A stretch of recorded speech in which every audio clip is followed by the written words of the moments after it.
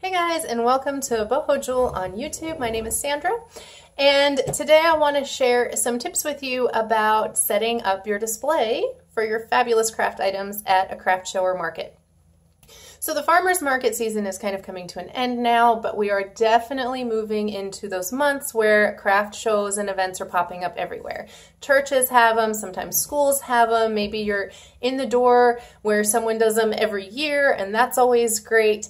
And so, if you're beginning in your business, if you're kind of, a crafter or a maker who is trying to start a business and you want to put your best foot forward, it can be a little overwhelming at first. So last week I did a show and it was a lot of fun, and everybody there every year comes with these really great displays, and it was just beautiful. It was like a professional storefront everywhere you looked. So I wanted to share that with you today. I wanted to talk about getting started on setting up your table.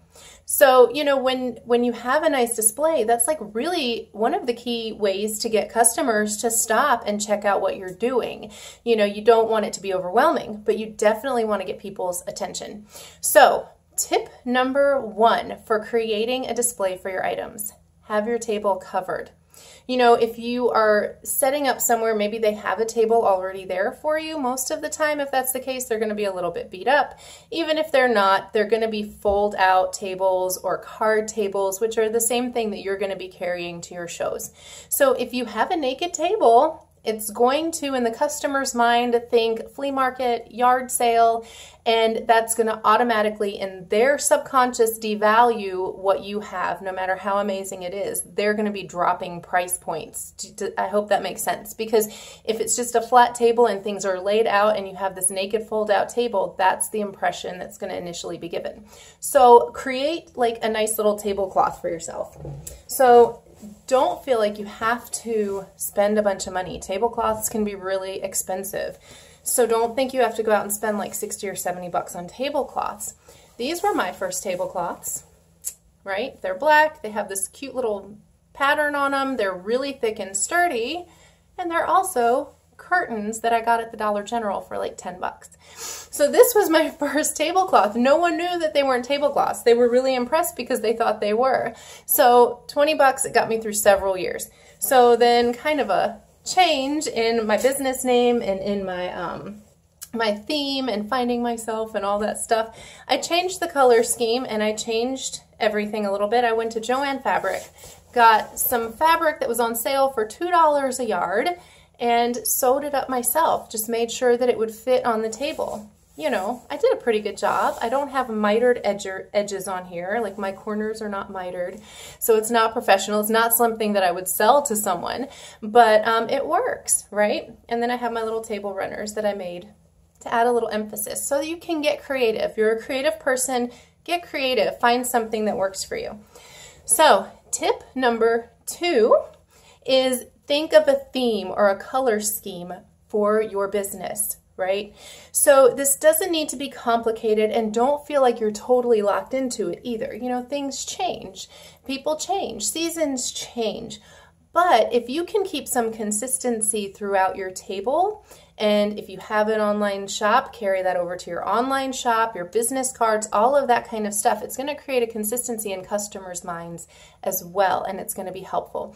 So when you're thinking about a color scheme or a theme for what you do, think about it in terms of who you are and what your personality is, as well as what's going to really make your items pop, right? You don't want your jewelry or your soaps or your whatever you're making to be disappearing in a really crazy printed tablecloth or a really bold color that doesn't make sense with what you make. The main idea is to draw people in so that your items are the stars, because if your items are the stars, then people are going to pick them up and they're going to want to buy them, and that's the ultimate goal, right? So for example, if you sell really, really bright, colorful wreaths, right? And you've got wreaths for all seasons and all different colors, you're not going to want bright patterned backgrounds or bright patterned tablecloths that are going to conflict with what you're making. It's going to confuse the eye, it's going to confuse the brain, and people are going to be overwhelmed and they're going to walk away. You know, if you do maybe baked goods, or if you make soaps and you're kind of a rustic person and you like country themes, you know, maybe you can use some kind of baskets or country themed items or a country themed tablecloth. Just make sure that whatever you're doing, your objects are the center of attention. Same thing for jewelry. Now my shop name is Boho Jewel, and so I have the bright colors. I use burlap stands. I make a lot of, like I do the seashell kind of things, so that makes sense for what I do. If you do higher end jewelry, more expensive things, maybe you use precious stones or metals, or you're making very elaborate designs, you might want to use a sleeker look. Maybe you want to go with an all white background or all black background and coincide with the stands that you purchase. So keep that in mind, okay? Emphasis on your stuff, not on the display. So tip number 3, this is an important one, structure. How are you actually going to lay out your table display? What kind of items are you going to use to elevate things? When you have just everything on a flat surface, that can be a little bit boring. If everything's at one level, it's a little bit unstimulating, and people can very easily kind of walk by and just glance really quickly. But if you have different levels on your table, it's going to cause people to stop and kind of wander across your table up and down. So with something like jewelry displays, you have the large earring stands and then maybe some shorter bust displays, things like that, and it can kind of naturally happen with jewelry. But even if you're doing something else, if you're selling fabric items, or again, baked goods or soaps, there are different ways to elevate and create different heights. So you could use boxes or baskets or crates even and stack them on top of each other. And something that I like to do, I'm going to show you the boxes and bins that I actually use. I have these plastic bins that I use to carry my stuff to shows, and they're even labeled because I'm a Virgo, it's what I do.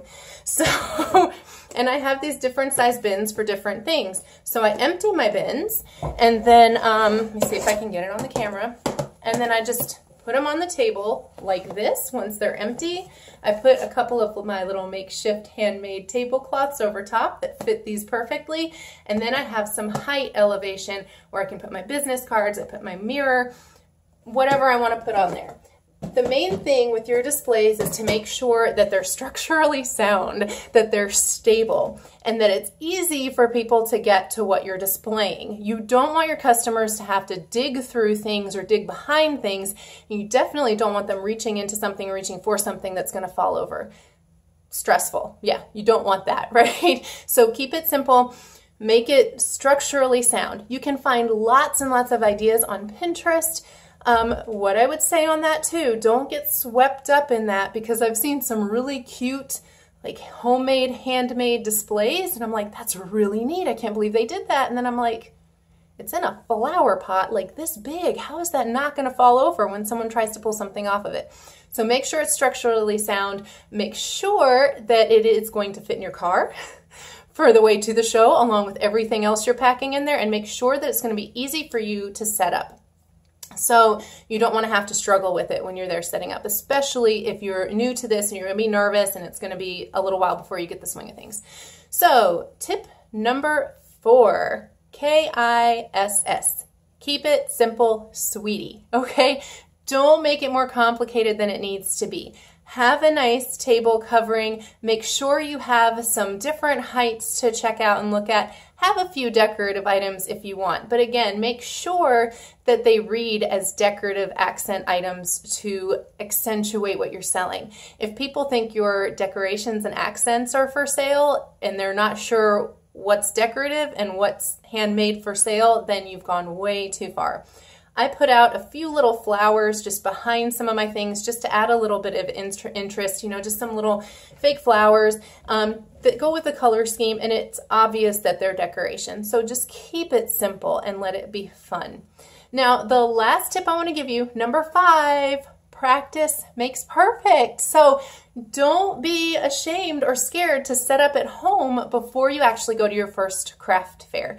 Now, I understand if you have really big structures, maybe, excuse me, you're selling pottery and you have a big shelf, or maybe you have artwork that you're displaying, but really, if you have space in your house, set it up or set it up outside, especially if you're going to be at an outside event. Like, I know if you live in an apartment like I do, your neighbors might think you're crazy, but get to know me, they probably think I'm crazy anyway.